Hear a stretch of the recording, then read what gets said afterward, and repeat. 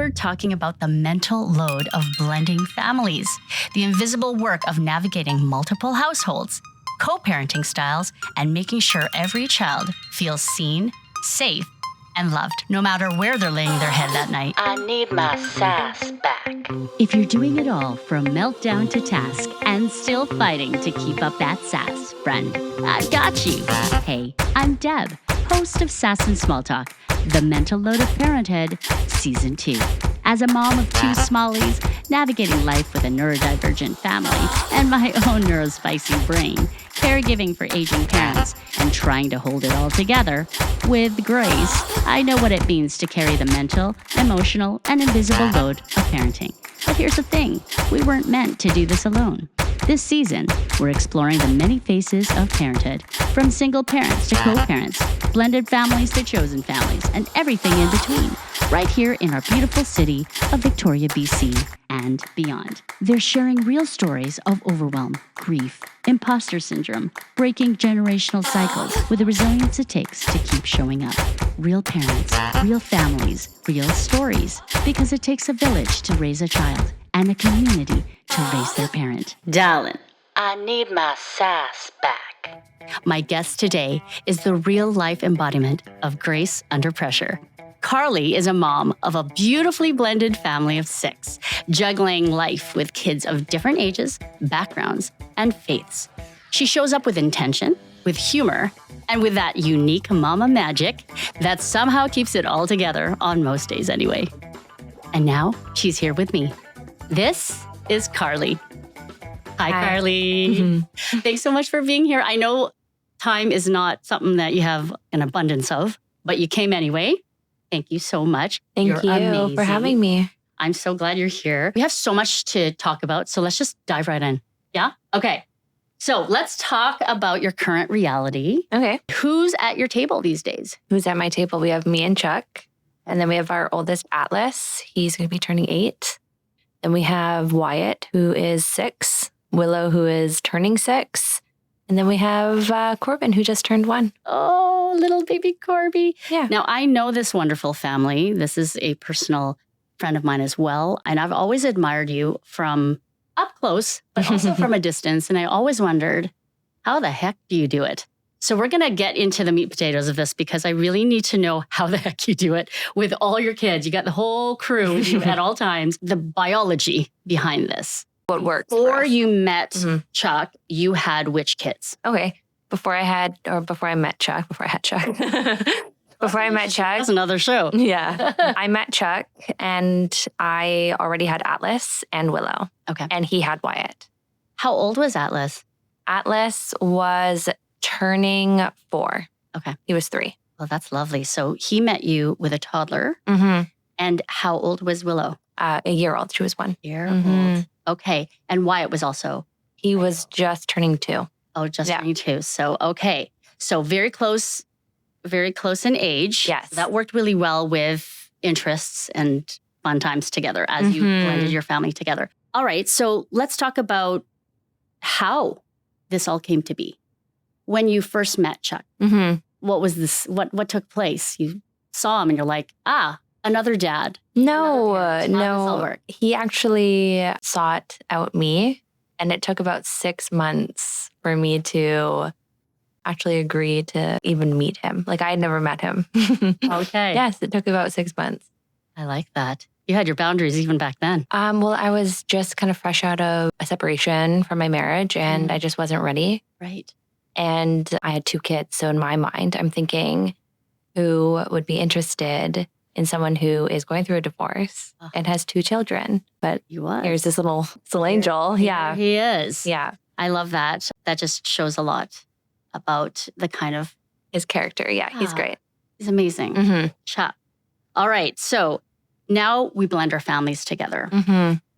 Blended families, we're not just talking about coordinating schedules. We're talking about creating our own rhythms and our values in our home and building it together, which isn't always easy because we're coming from different backgrounds. The family routines that are uniquely yours and Chuck's as a blended family.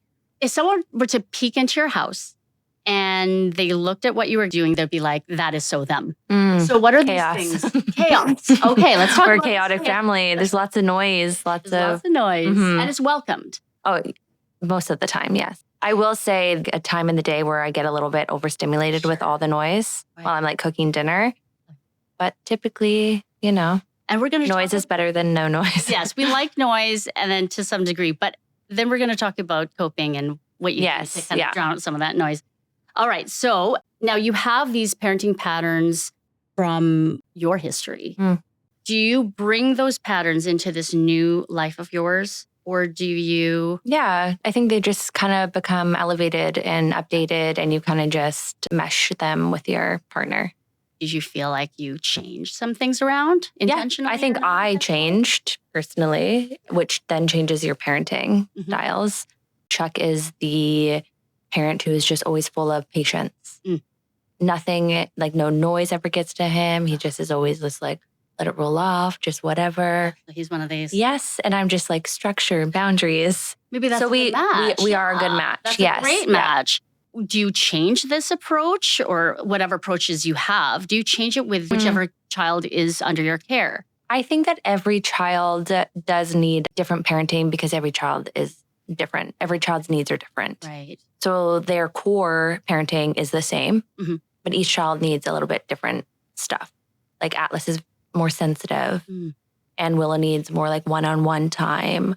Wyatt needs more like physical rough play. Like they're just all slightly different. Yeah. And yet somehow you make it work when they're all together. Yes, because the core stuff is the same. The logistics of having to manage the expectations of, let's say, the other parents. Where do they stand in this situation? Do you have the kids more often? Is there kind of a split? Like how often do you have to navigate other households or not? I would say that our blended family is unique in the sense that we do have our kids full time. So the other parents are not at fault as much. Okay. So when we are doing things, yes, we will always consider the other parent. But at the end of the day, we're going to do what is the best interest for our child. Exactly. And because we do have them full time, we get to make those decisions a little bit more freely than probably parents who have to do the 1 week on, 1 week off situation. So you find there is a benefit to be able to say it's a blended family, but it's mostly at home. Yeah, I would say there's benefit and not each way. Yeah. Like benefit in the sense that we are not having to like constantly check in with the other parent, say, is this okay? Is this okay? But then like our child is kind of lacking the other parent sometimes, right? So it goes both ways. I want to talk about that because this season we're focusing on mental load. And for the typical parent at home, the focus is on, the things you see. Everything is right in front of you. You see the chaos, you see what they have to do. But with a blended family, there is an invisible load. There's an emotional aspect to this whole thing too. Just what you mentioned. Yes, you have them full time, they're under your care. But you did mention in some ways there's some complications with that. Yeah. What are some of the emotional trials that you have to deal with, let's say Atlas versus with Corbin? Yeah. He's yours and Chuck's biological. And so with a joint, why don't we talk about the benefits of that or the changes or the shifts that you saw take place with Corbin coming into the picture? Huge. I can speak definitely on both sides of this. So Atlas, I had when I was 21 in Medicine Hat, so very secluded. I moved back to Victoria with him as a baby. And so all of his raising was done solely by me. His dad is in the pictures, but he's just in a different province. So being able to see him is not easy. But then I notice a big difference in the sense that Corbin wakes up every day next to his dad and his mom. Corbin's going to have his dad and his mom at every sports thing, every concert at school, parent-teacher interviews, everything like that. We're going to be together. It's not going to have to be one parent do it at this time, one parent do it at this time, or I'm at my mom's this weekend, so she's coming to my soccer game. Oh, my dad can come next weekend. There's none of that. I see such a difference in how their needs are met so differently. Right. And Atlas doesn't know any different. Right. But I can see the difference. So that must be It's hard. Really hard on your heart. Yeah. And now even being able to compare and seeing where that has been a trial for Atlas without him really knowing. Yeah. Seeing the vast difference. Yeah. So that's where Chuck's position, his role. It's amazing. It's essential. Yes. Plays that father figure. He really is the father figure. Yeah. More often than not, right? So totally.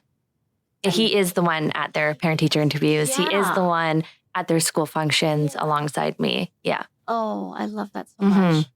I love that so much. So do you see that there's any sort of, like, do the kids have they voiced out ever? I kind of feel like it's unfair. So-and-so gets this and so-and-so gets that. Not necessarily Corbin, but yeah. Yes. Course. I think that that's a normal feeling for a child to always look at something that a different child has or another sibling has. And their first thing they say is, that's not fair. And then Chuck even get that. Yes. Yeah. So Chuck's favorite thing is, you want a free life lesson? Life's not fair. Yeah, it's not. But then we say, like, well, do you want to be treated just like Corbin? Because then, we have to go back to the diapers and the early bedtime. And, you want to be treated just like Atlas? Well, then there's more responsibilities. You're unloading the dishwasher with me. You're helping put away the clothes. Like, so every time they hear those, they're like, oh, actually. No, thanks. No, my position is very fair. Yeah. Well, that's kind of the, just an everyday situation. Yeah. But in a blended family, do you find that there's a different way that, let's say, you treat Wyatt? Yeah, I do. Only you don't mean to treat them differently. No. But I do have to be careful in the sense he does have a biological mom, right? So I do have to be careful. I don't want to step on toes. I will treat him just like he's my child, but I do have to make sure that, like, there's certain things that I can't step on. Like, my children rely heavily on their faith, but Wyatt is not as involved in that because it's not his practice. So it's something you respect. Right, exactly. So there's things like that. But my day-to-day, I have all 4 kids. So my 4 kids their routines are the same. They do the same things with me. Their life is not different. Right. Yeah, their love is the same. See that. I potty trained Wyatt. I potty trained Willow. I potty trained Atlas. Like, that's just my life with them. So they don't know life without each other. Yeah. And you. Yes. And that's beautiful. But to them, they don't remember life without Wyatt. Wyatt doesn't remember life without Willow and Atlas. So they can't even think about it. So their life, they can't even be like, oh, remember when it was just you and me? Like, they can't So you don't have that kind of that challenge that some blended families would have as they meet later in life. There's, like, little things, but I don't think it's necessarily a blended family problem. Like, Willow will sometimes be upset that I can't lay in bed with her for a long time at night. But then, like, my stepson will get more time cuddling his dad. But the only reason that is because we're going through a season where my baby is breastfed. Yeah. So he is more attached to me than his dad right now. Right. So we're just going through seasons like that. But I think that's more of just having a baby. Yeah. I think that's more of, like, the new baby. And how are they all with the new baby? I mean, it comes full circle with him, and we'll get to that. But like, do they see the completion that maybe, I think they do. Yeah. They might not notice it, but then again, they're also going to look back and not remember life without Corbin. Yeah. And I can't even remember what life was like without him. Because he really did the thought of 4 kids is like, oh no, I can't do that. Yeah. But now not having 4, I'm like, I couldn't do life without having 4. You need this guy. Yes, 4 is better than 3. I love that. Let's talk about that. 4 is better than 3. 4 is better than 3. What are the things? 3, you notice that you are already outnumbered. You notice. Okay. And 3, there's always one left out. They're kind of fighting to get along. One's like, what about me? And then with Corbin around, there's one is like, oh, they're hanging out. What's Corbin up to? Or what? Let me go hang out with Corbin, or let me build blocks and let Corbin knock them down. And so 4 is just easier. This was all beyond your control, the timing of it, but it was perfect. Oh yeah, totally. Like, even meeting Chuck and like, I'm so glad he just held on for you. He just waited, because the timing is flawless, really. Because now when we see, like, you have the help of Atlas and Willow. She's got that kind of mothering. I have to tell her to push the brakes. She's like, you're not the mom. I do have to tell them Yeah, that just like, you're not mom. because I don't want them to be in a position where they feel like they have to take care of him. Right. It's not their job. It's not their job. I want them to be strictly siblings, Right. but not the sibling that's like picking him up, carrying him around the house, putting make like, you know. Oh, yeah. That happens. Stop, Willow. Yeah. You mean the little doll? No, Mhm. sorry. But I do love that. Like the dynamic is just so special. Yeah. Where they have more defined roles. Like Yes. I love Yes. that. Purpose almost. Yeah, I Yeah. like that. And that's important to humans, Yes. own children. Mm-hmm. I'm so happy. And Willow's kind of transitioning from being the baby of the family to being the big sister. Yeah. And that's really fun for her. Oh, that's so good. And side note, Willow is literally the little, those little dolls that they fit into each other. Oh, yeah. She's yours. Yeah, she's mine. But so is Atlas. Yes, you but really- she's just like a copy and She paste. really is a Mhm. copy and paste of you. It's just beautiful. It's just amazing. And what's really funny is that Wyatt and her, Yeah, they look like twins. it's crazy. Yeah. Okay, so He just looks like he should be one of my, like he is mine, but like biologically. Biologically. And watching him go from essentially an only child, like he wasn't because he had Willow and Atlas, Mhm. but going from essentially an only child to having like Corbin Mm. was a big shift for him. And that was really great to watch. Yeah. Oh, that's lovely. They have a lot of fun together. That's right. But they have this shared biological string that Mhm. attaches them now. Yeah. Oh, Which connects all the kids, which makes them all, yeah. God, that just gets me right here. No wonder he's always smiling. He's just always smiling, that Corbin? beautiful baby. Yeah. He's just smiling. He's the glue. He's that hilarious. string. He's Yeah. just like that. Just amazing. I just love that. Now, not so easy aspects of a blended family and more on the emotional end of this is still under mental load. Yeah. Having to carry some of those outside opinions. And I'm sure they've shifted Mhm. throughout your life as these four beautiful kids' mom. Mm. Self-doubt. And let's talk about the multiracial Mhm. aspect of your family. And we've talked before in that you've never really defined it as multiracial. It just, this is just who they are. Well, I notice Right. my kids' color. Like course. very clearly, like I know and I appreciate the fact that my kids' color of their skin is different than mine. But what I don't notice is that what other people notice. Like they look at my kids and they go, oh, that one. Mm. Oh, is he adopted?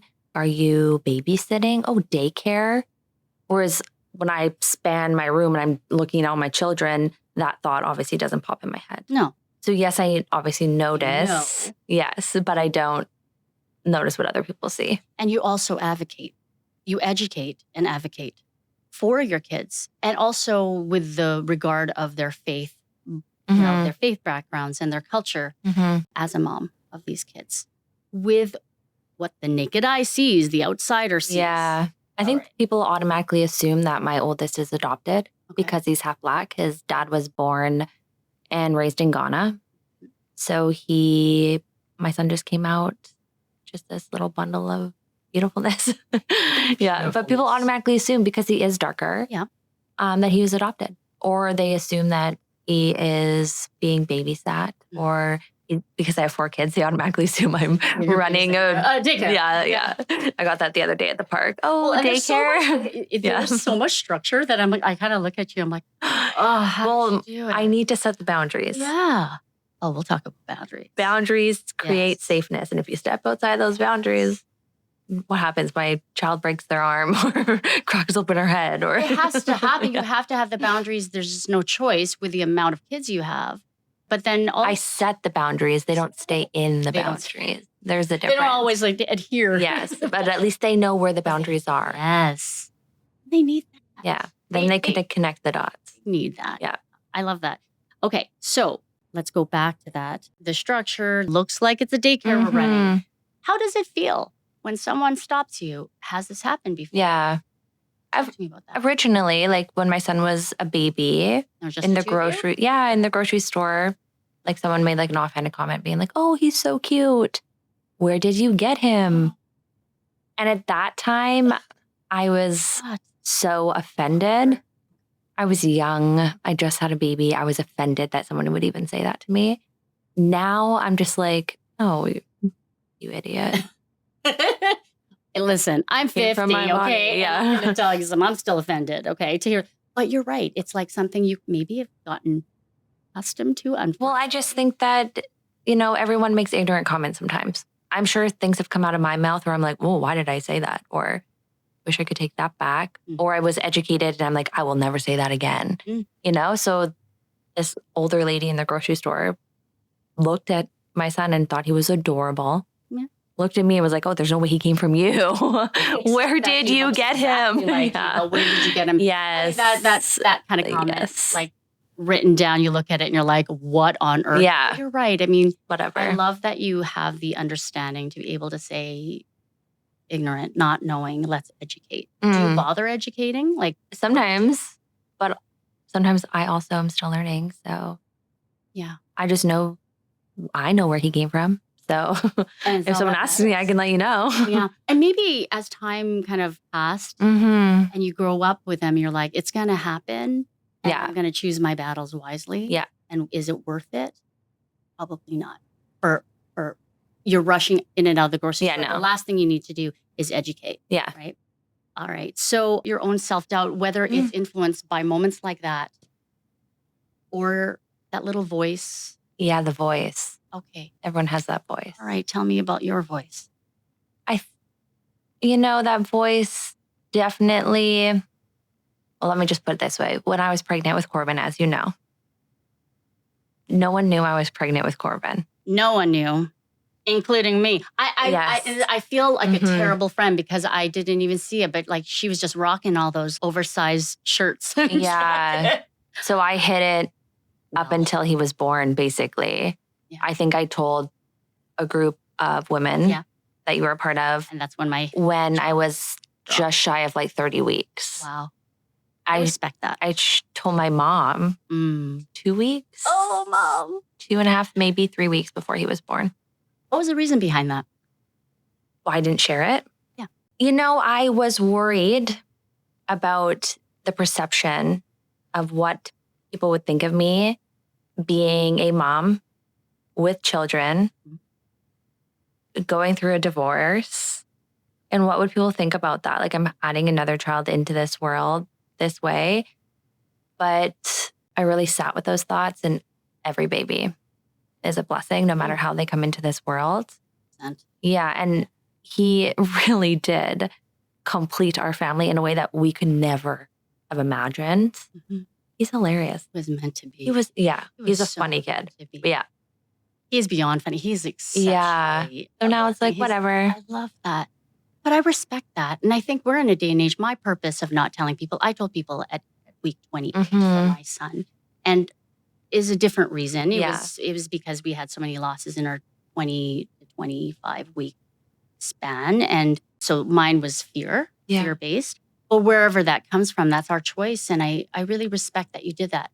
And she left the news for when you could just sit back and enjoy my reaction. So that was fun.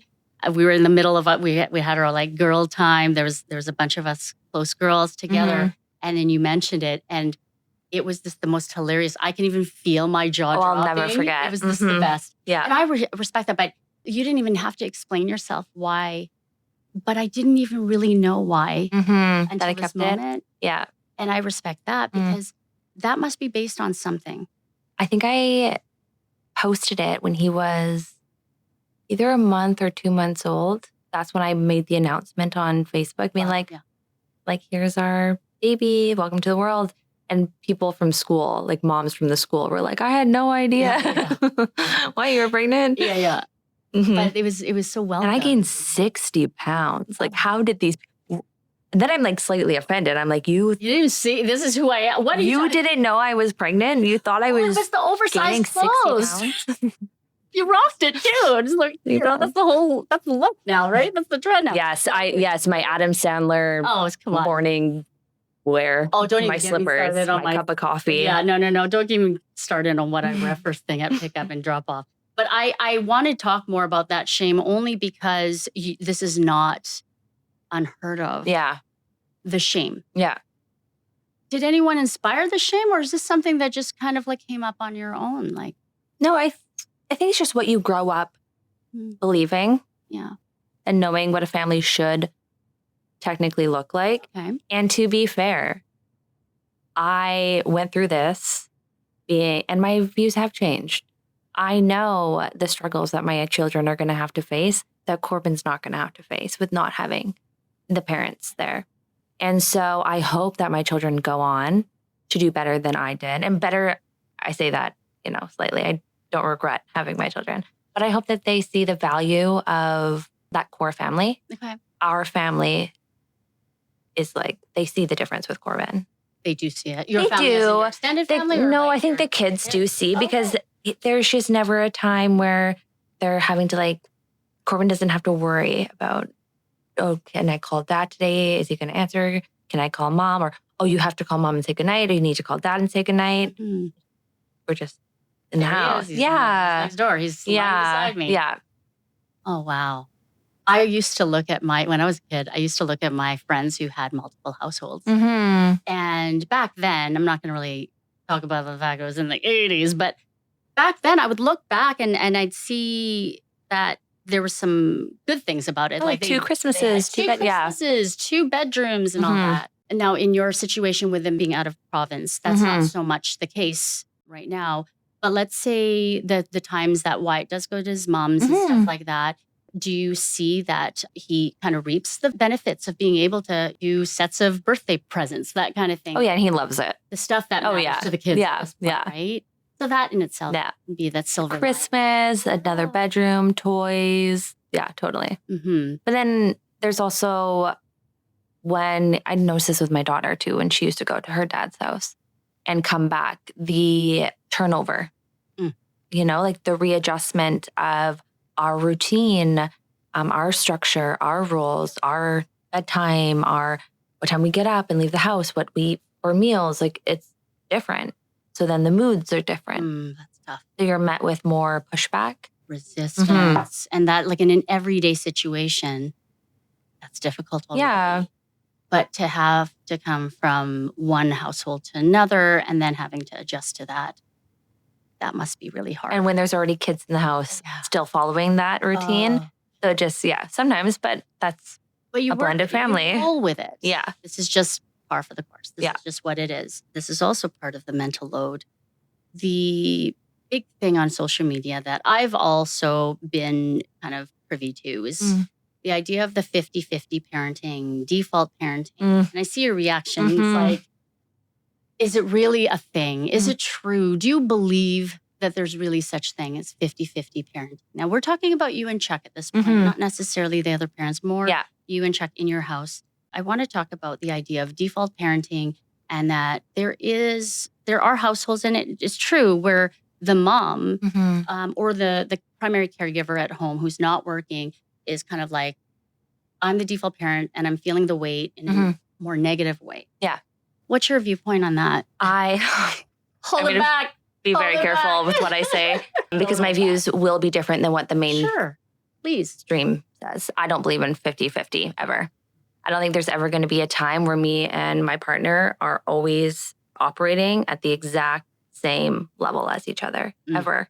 Okay. There's going to be days where, depending on what phase I am in my cycle, where I'm up here and I have all this energy and I can get everything done, and he's tired and he's sick. So I'm up here. Yeah. And then there's going to be times where I'm in a different part of my cycle and I don't even want to get up. I'm tired. I just want to lounge, and he's up here. And so I don't think we're ever... lawns, all that stuff. Yeah, no, I don't think... Exactly. Right? I don't think there's ever going to be time where we are 50-50. We always just have to either look at what they can manage and scoop in. But I will say that our house is kind of managed in a way that wouldn't work for every family. Right, right. We really appreciate our roles that we have in our house. Okay. And it works for us. It's very clear what the roles are. It is very clear what our roles are. That's what's important. Yeah. It works for you. It works for us, yeah. And as long as you're in agreement, what could be wrong with that? Yeah. And I think that's where I was influenced, and I found myself kind of treating George differently. I was like, they were right in that, post I read. And it's not really the case in we were just fine until I kind of got influenced by that, right? And sure, there are households where it's not, it's It doesn't not work for them. Yeah, it's not defined clearly. And I think that's the key. And I think that's why you're able to handle a house of 6 and a little fuzzball. You have a little furry guy too. Oh, what's his name? Bucky. We gotta give Bucky some love. Come on, Bucky. Yeah, but to in that same breath, I manage my home. But Chuck works so hard outside of the home, which I could not do. Yeah. And I don't want to do it. You don't want to do it. No. So why would I not treat my home like it is my job? And it's not like he comes home, sits back, cracks open a beer and goes, get me this, don't talk to me, kids. He's very hands-on. But he's able to come home and be hands-on because the moment he comes on in the door, I'm not like, here's the kids, I'm out. Yeah. He gets to come in and it's like, oh, hey, the kids are happy to see him. I love that. Yeah. And he's receiving it and he's receiving. Yeah. And there's nothing wrong. That's actually a beautiful situation you're in. And I think that resentment that maybe some spouses feel, there's something deeper going on. Totally. And I mean, there are going to be days feeling, no one helps me around here. Sure. Oh, there's laundry on the floor. I just picked this up, Martyrdom. But then I also get to look around and be like, wow, here I am with my air conditioning on, picking up this dirty laundry while I'm still in my pajamas, while Chuck's outside in the 30-degree heat. That's a very privileged thing for me to be upset about. You count your blessings, and I love that. Totally. Yeah, we're entitled moments where we're like, and I know my husband, I know George comes in and I'm going to look at him. He's not even here, but he is the first to clean the dishes when he comes in. And let's say I've been doing household stuff and then running and caregiving and then sessions for the kids and pickups and all that stuff.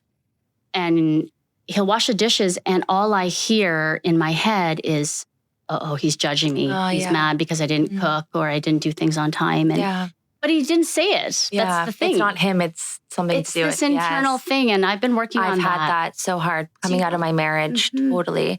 Yes, coming out of my marriage, that was a real thing that I had to break.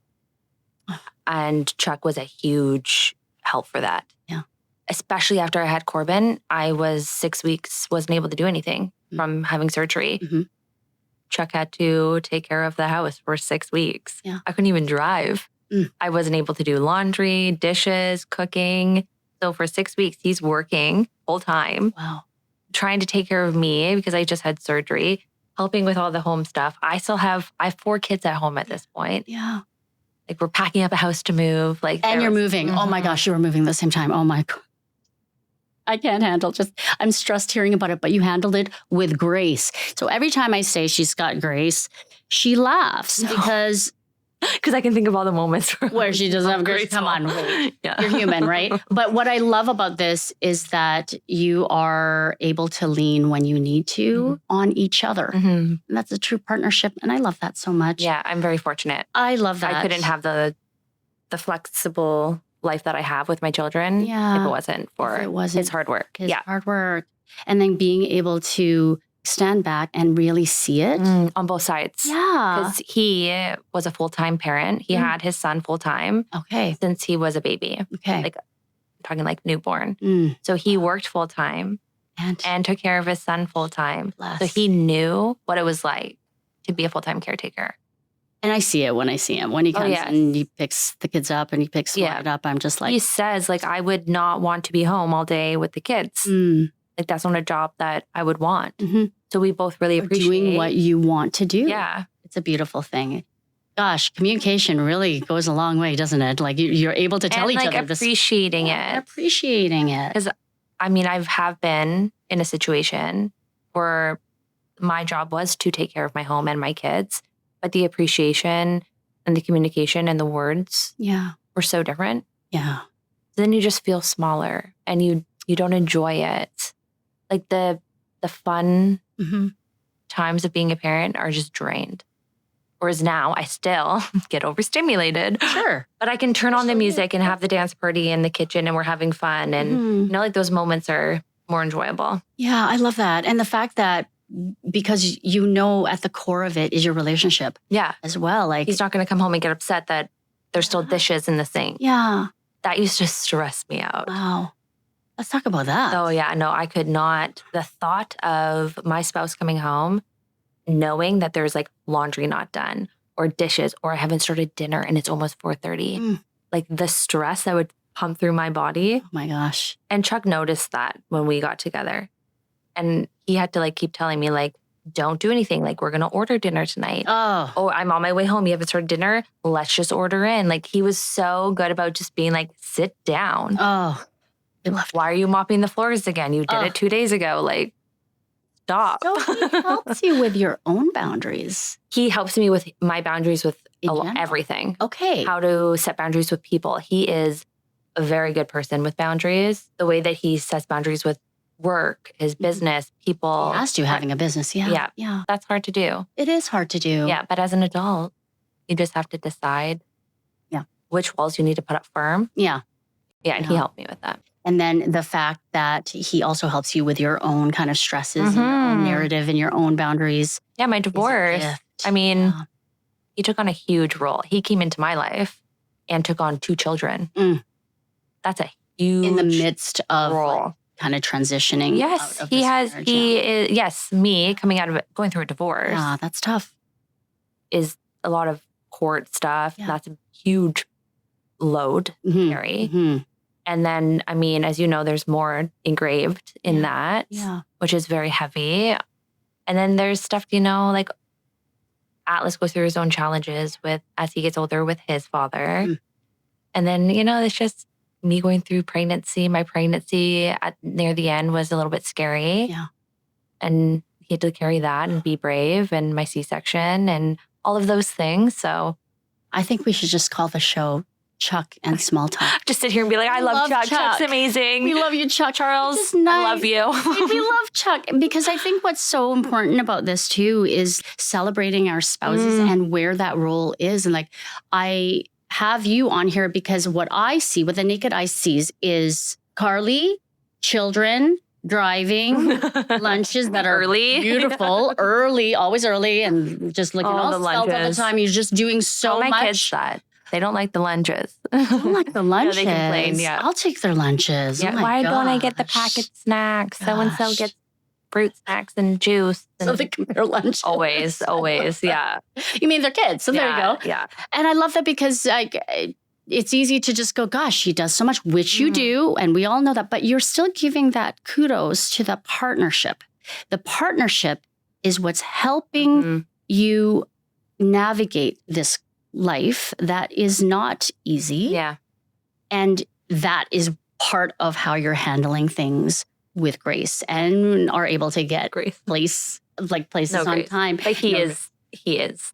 Yeah. I love the rock of our family. You found your partner, and I love that. And I love that this is central, and that we're talking about this because we need to hone in on that. Like, if a partnership is not strong, something needs to change with that. Like, either we talk about this and fix it before just running and deciding that the kids need the fixing or the house needs the fixing. What we need is to see where the foundation starts, and you strengthen that foundation. And it's so important for my children. Coming from what they remember from my marriage to this is like night and day. Night and day. And it's so important, especially, well, no, actually for both. I can't say it's more important for either.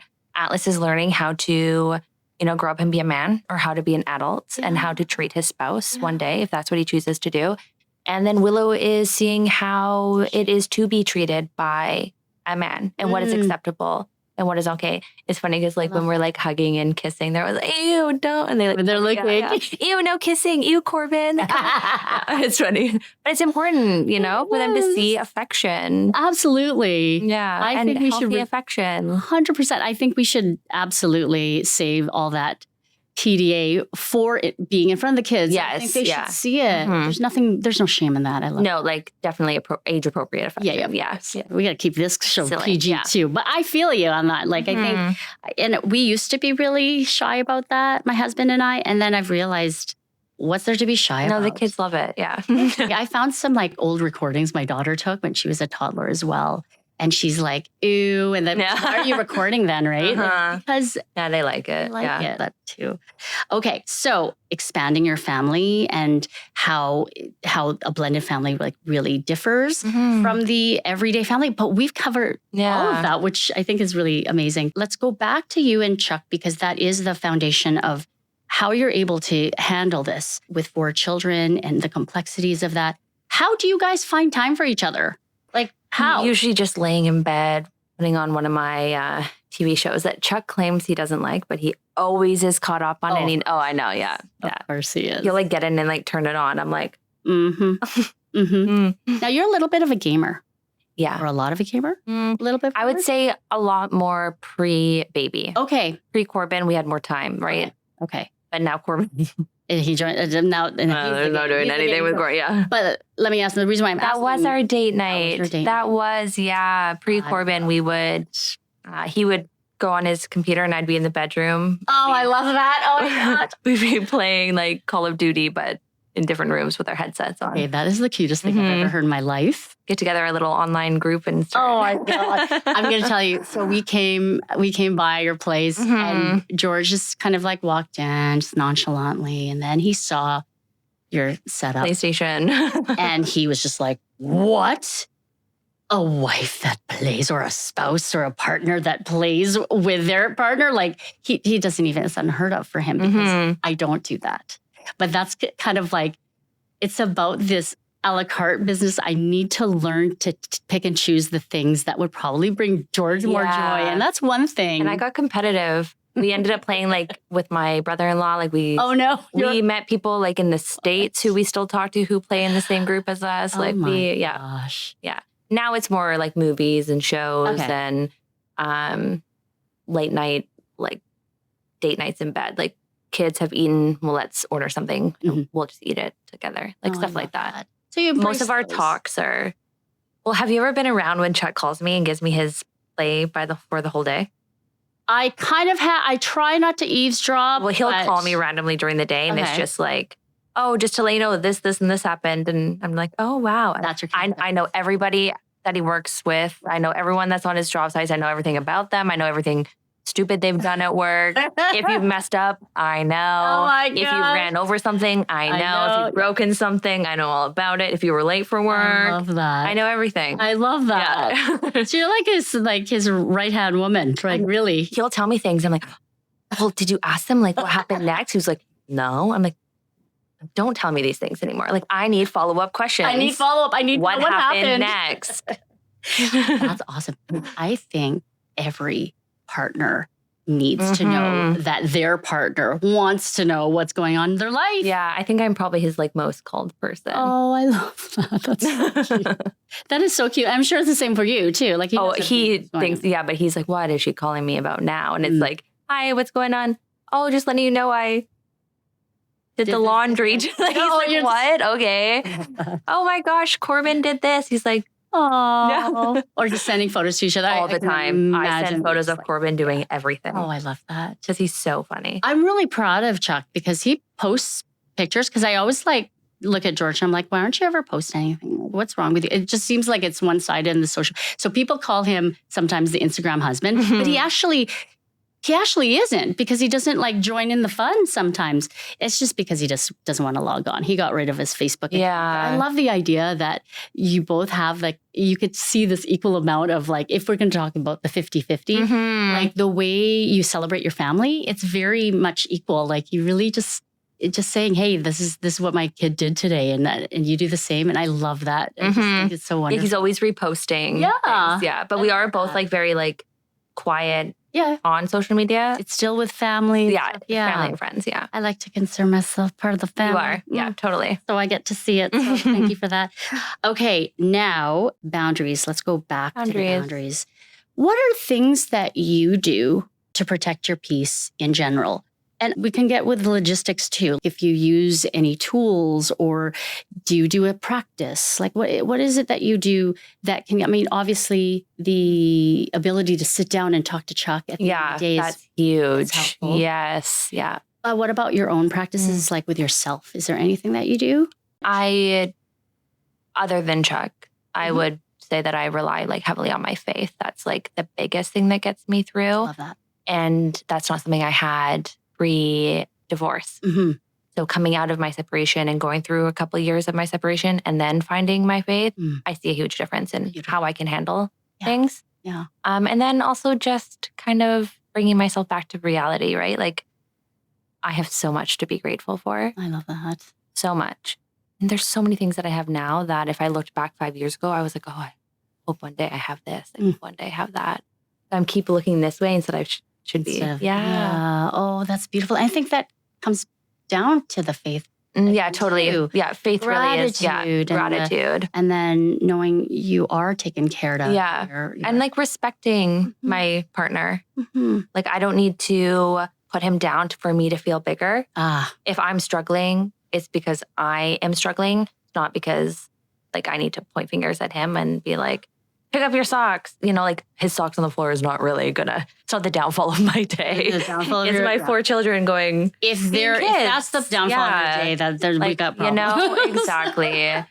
You have bigger fish to fry. But boundaries are a big thing in our family. We set boundaries and the kids know what boundaries are for. Okay. They don't stay in the boundaries always. Right. But when they step outside of the boundaries and they get hurt or something happens, they are reminded, natural consequence. Ooh, if I had just stayed over there, that wouldn't have happened to me. Right. So like they do get a little bit more cautious afterwards. But boundaries work for us. Right. And what about boundaries for yourself with the people you surround yourself with? Do you even have time for social life? I would say I'm very selective with my social life. Early teen or late teens, early 20s, I was more like, all about the friends. Yeah, all about the friends. Yeah. My priorities were so different. And then I had kids. Took until my separation for me to really decide what was the most important to me. Yeah. And honestly, it was like finding like myself. Yeah. So I could be a better mom and be a good partner. Yeah. And to be happy with being a mom and being a partner. When did that happen though? The boundaries, even at my age and my time in my life, I'm still having a hard time. It's hard because you don't want to disappoint people. Being a people pleaser. Did you have people pleasing as part of your repertoire? Yeah, I would say probably. Just like growing up and trying to tiptoe around adults' emotions or their feelings.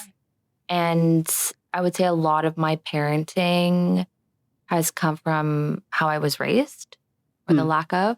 Okay. So time management. Does that have something to do with Huge. that? Huge. Talk to me about time management.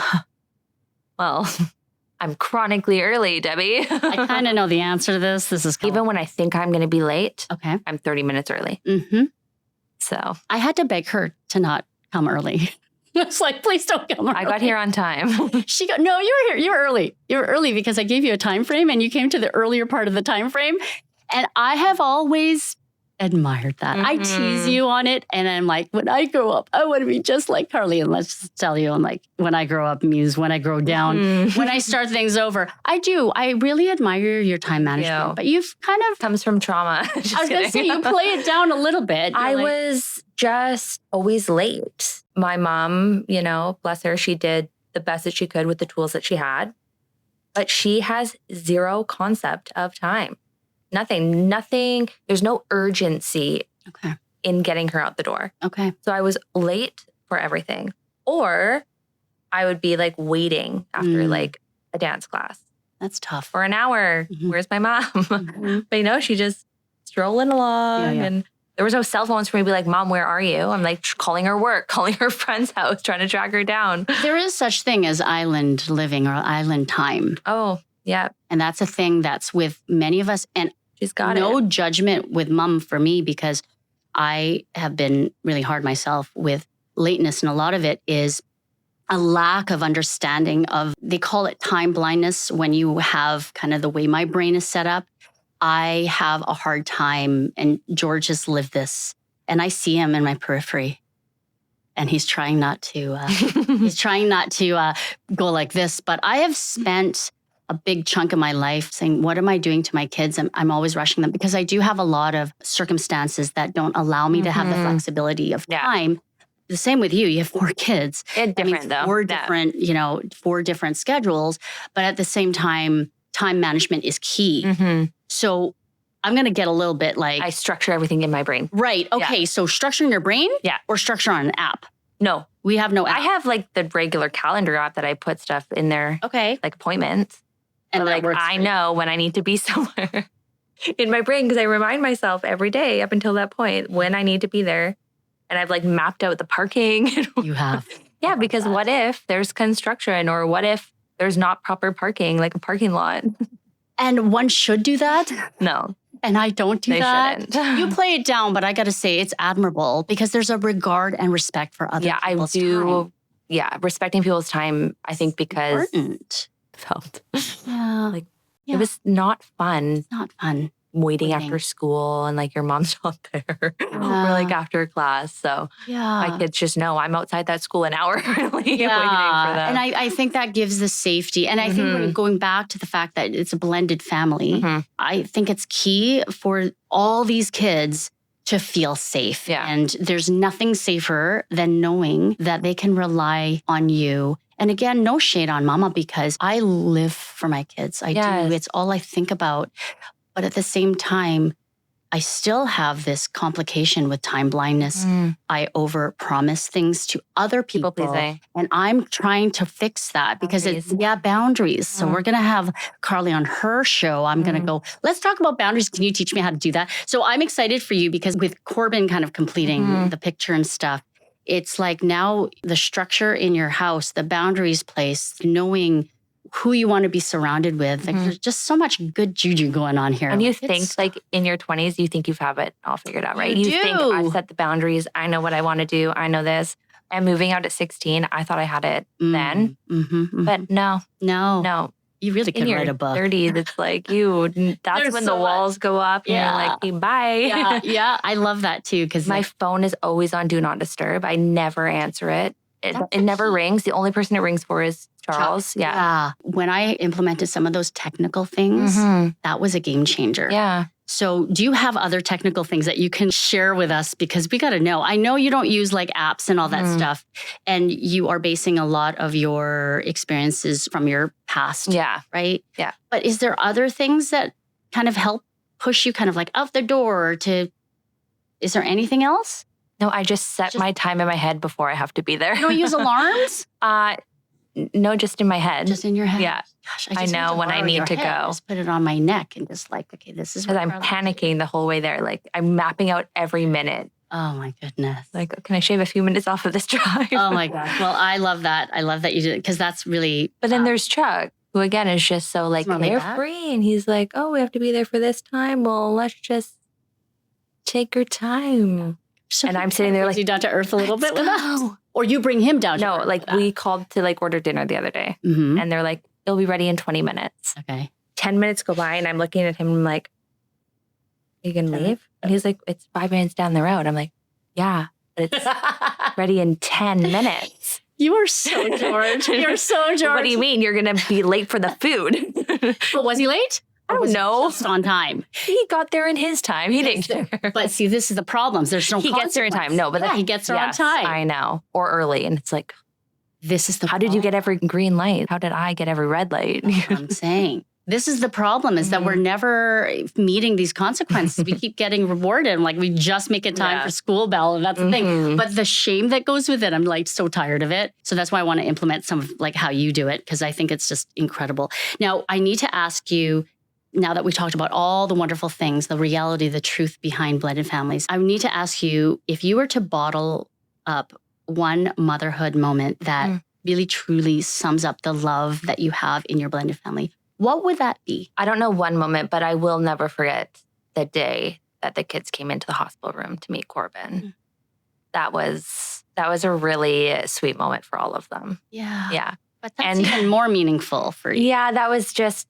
Because I got to see all of them just look at this little being, and each one of them had like a different reaction.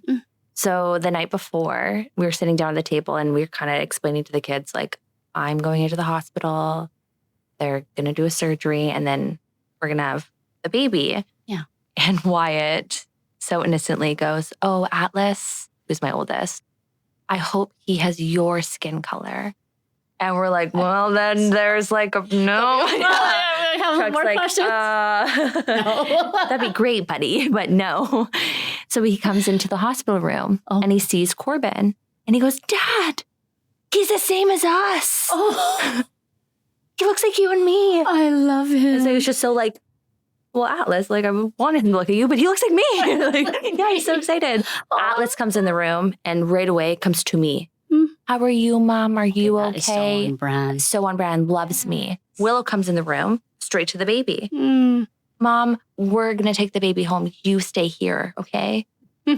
Bless. So they all had a different reaction. And it was all, sweet. Yeah. it all made sense. Yes. Willow's like, "I'm going to take the baby. You stay here." Atlas is like, Mom, Mom, are you you okay?" you come home. Baby can stay here.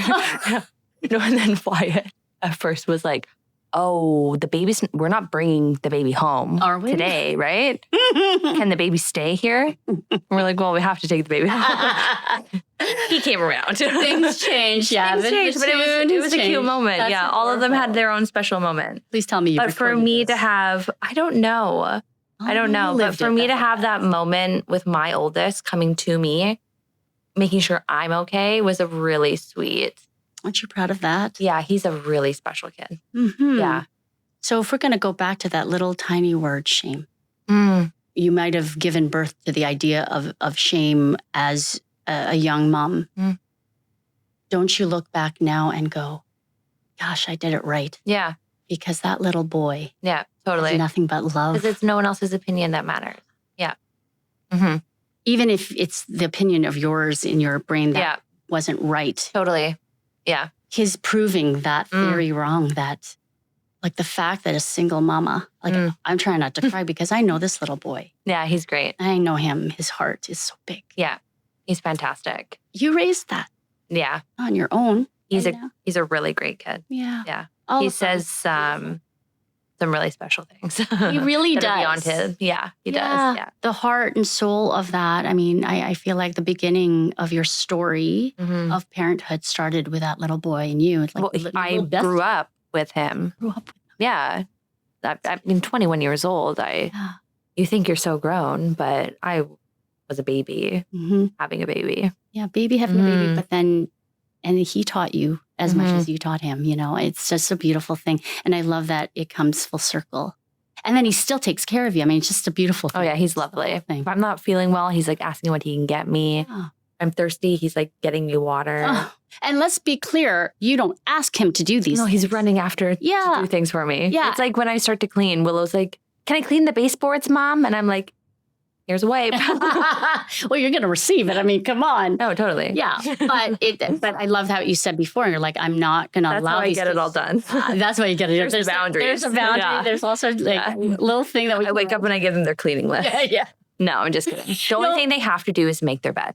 Oh God. Every day they make their bed. Every day they have to clean their room. The fact that they do it. Oh, they have to. My gosh. You need to come. I grew up. My aunt used to tell me. My Auntie Sue, I love her. She told me if your bed is made, the rest of your room is going to look tidy. It's true. And if your kitchen is clean, the rest of your house will feel more inviting and clean. Wow. So the two things that are always stuck in my head are make my bed and clean my kitchen. I love that. Because if people come over, the first place they gather is like in your kitchen. Kitchen. That's the first thing they see. Everybody, your kids, yourself. Or if you are like a host and you have like, you know, hey, you're bringing food out for people. They're in your, So that is really. And then you go into your room and that's your mental space. Exactly. Is your head, like your space a mess? Then you're going to be a mess. I would challenge what Auntie Sue said. She's the best. I think that if you make your bed, I think that sets the tone for your entire day. No, it does. Yeah, totally. Not just your room, but like your No, it does. day. Yeah. And your headspace. Yeah, I love that. And getting into a made bed.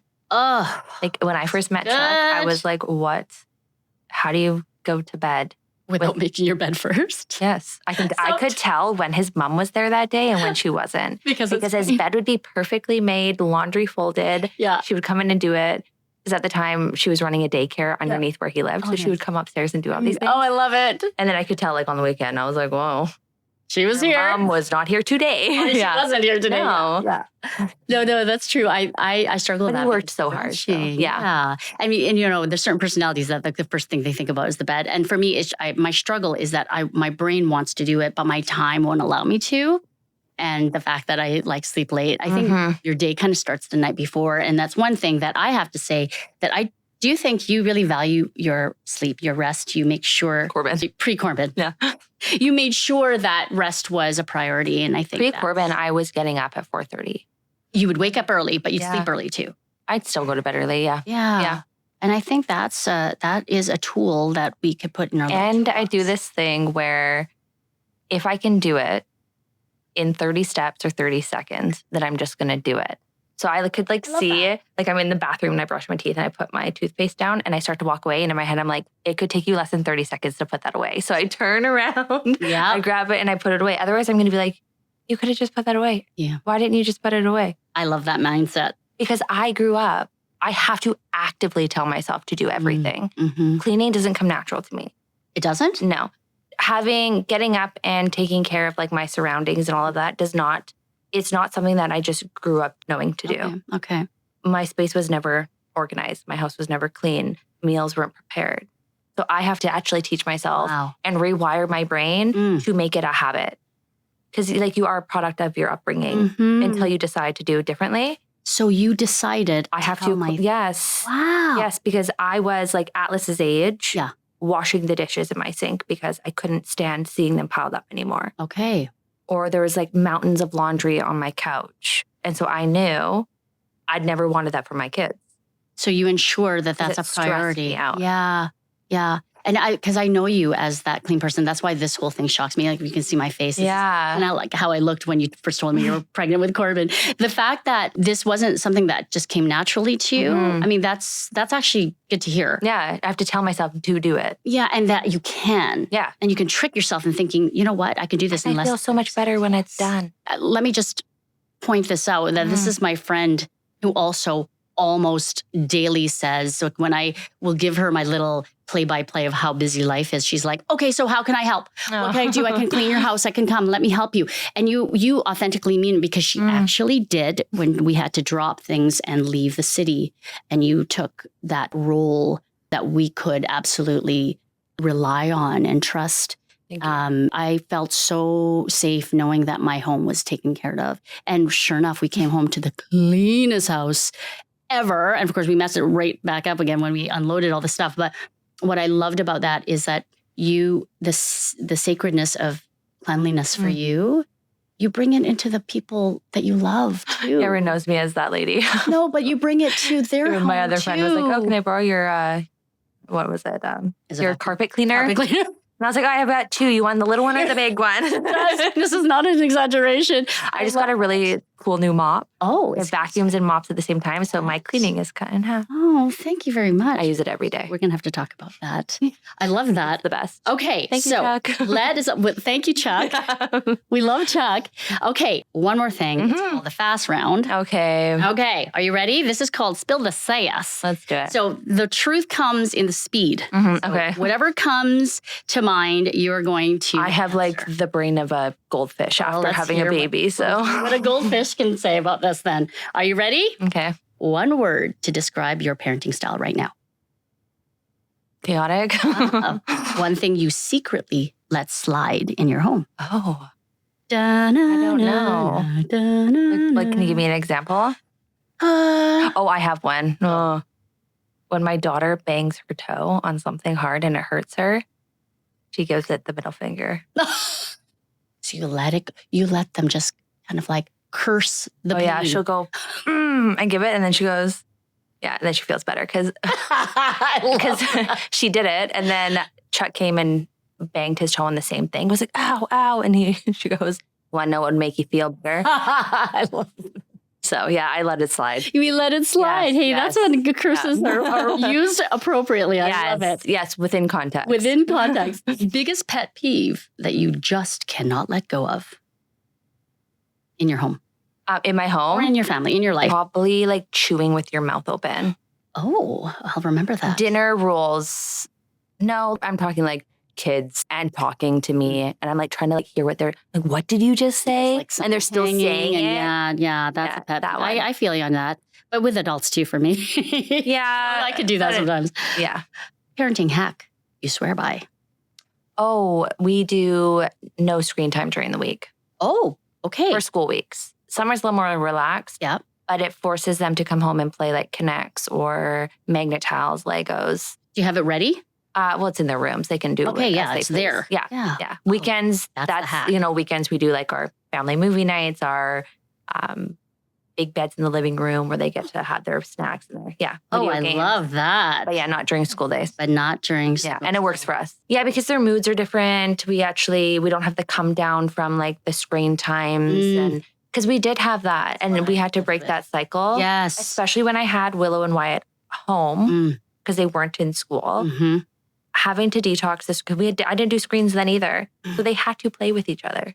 And they were Because forced we can to become easily best go friends. through like 5 hours of TV. And like, where did Yes. the day go? Of course you can. Yeah. But you chose not to. Yeah. You chose the hard path because that is the hard path. But it actually is the easier one in the long run. In the long Yeah. run, yes. That's oh, my I hack. know. That's a good No hack. TV. My kids think it's a prison. Soul mine. Yeah. All right, here we go. If you were stranded on a non-Victorian island with just you, your kids, and Chuck, what is one thing that is in your just-in-case bag? For my kids or for me? I don't think I should say. Okay, maybe just let's keep it PG. Well, your kids are there, so maybe kid-friendly. It could be for I'm bringing them video games if I'm stuck on an island. Okay, that's where we're going to get flexible with screen time. Yeah. Oh, yeah. Take the video game so I can go find some food. I don't know. So I think you can actually get things done. Okay, I like use that. it as a tool. There's your other hack. Okay, And they I won't like that. complain. And they won't complain. I love that. Okay, your whole crew's in the SUV. There's a scenario. Mm-hmm. Chuck is not there. And we know Chuck, when he's there, he'll help out. Well, this is going to be the ticket, is he's not there. Okay. You got two kids. They're Uh-huh. hungry. One, Mm-hmm. the third one, is napping. Okay. I can take a guess who that is. And one needs the bathroom. Mm-hmm. And you're already running late. Wait, so two are hungry, one sleeping, one needs the bathroom? And That's there's like a Dairy my Queen. regular occurrence. Oh, that's your everyday. Okay, Yeah, so okay, give it what's to your me. plan? And there's a Dairy There's a Queen? Dairy Queen. But you're running late. Ooh, I'm running like how late? How late are we talking? What's the deal here? Oh, gosh, I have Like to set up you're late or like my type of late where I'm like, I'm still early? No. Where are we going? Normal human late. Not Carly late. Normal human late. Late. I mean, you're not running late. I mean, you would feel the pain of you walking in. Okay, well, I'm pulling over on the side of the road and I'm letting Willow go pee. Okay. 'Cause she should have used the it's usually bathroom. her. Okay. It's usually her. Okay. Then I'm giving Willow a snack that I have in the car because she's also the one who's always she's the hungry. one who's hungry too. I love it. Yeah. My little girl. I always have snacks because Corbin. Oh, perfect. And which one's sleeping? Because it's probably not Corbin. I was going to say Corbin. Maybe not in the Corbin. car, Debbie. Okay. Well, yeah. Whoever you could. You're Which right. is it's- also why I have to be early. I have to think about when am I breastfeeding Corbin? What if he has a blowout? Oh, good. What if he's Lord. crying and I have to pull over because he doesn't like the car? So you don't What if have Willow this has to pee? problem because you always think of the worst case scenario. Well, every I do think time. of the worst. Running out the door, I'm like, Willow, go pee first. Wyatt, you're next. Atlas, go. Like, we have to do it. Water bottles, hats. Are we ready? You have to run them like we gotta. You Mhm. got the checklist going. And then I'll see them get in the car. And I'm like, that one didn't bring a water bottle. That one didn't bring a hat. So That I'll one have didn't go to it. the bathroom. They won't know. Oh. I'll make sure so I'll have it. And we'll be driving down the road. I'm like, hope you all have your hat. And you see them panicking. That's the hack. I love that hack. Yeah. I've done that before See, too. that's the bad part. That's the bad mom in me. I'm like, well, that's a smart mom. I think that's a yeah, I have wise like a mom. sick sense of humor sometimes I love it. for my children. I'm here for it. I'm writing notes. I'm writing mental notes. I love that. Okay, so you passed the test. She spilled. No, I'm not. fast. I'm not fast. Well, no, you explain. I like it, but you answered. And the thing is, it's hard for you to just come up Too with many different kids. too many kids. We can't just come up with one word. So I will give you grace. Mm-hmm. All right. So anyway, I think this is a perfect time to say we learned as much as we possibly could in the hour that we had with you. But I am so grateful to you because there's so much to learn. The whole purpose of this show was for me to see how other people do it in the scenario they're in their way of life. And you are completely unapologetically yourself, and so are your children. And I think That is the biggest takeaway. That's how you can manage this craziness and loveliness and amazingness of a blended, huge family. To me, it's huge. Thank you. And so I'm really grateful to you for that. Do you have any other last words to share for anyone who's entering or who's living the true reality of blended family life or about to enter it? Is there any words of wisdom that you can share with them? Just love it. Take it slow. Take it and receive. Yeah, take it in and receive. Ooh. Like, there's going to be days where the noise is so much, but I think about my future and I think about sitting at my table and what I want it filled with. And I can't wait to have all of their kids' extra noise running around, right? Or there's going to be days where it's going to be so quiet where I'm going to go, wish my kids, or running in the halls when they're not loud, or yelling at each other about taking each other's Legos. Or I have to keep thinking that forward thinking is where the gift lies. Because you can see what it could be eventually, so you're embracing it. So the words of wisdom is to embrace. Yeah, slow down. Slow down, take it in. I love that. So I want to say thank you to my wonderful Carly, and I want to say thank you to all the parents that are out there who are, experiencing this world of a blended family and just all the challenges of it. You are not alone. You are seen and you are heard. And you are doing better than you think. So thank you for joining us here on Sass and Small Talk, the mental load of parenthood, because it takes a village to raise a child and a community to raise their parent. We'll see you on the next episode of Sass and Small Talk. Bye. Oh my goodness. I love trust. Probably like, Oh my God. You've got all these people. You have to get back to how long did you go?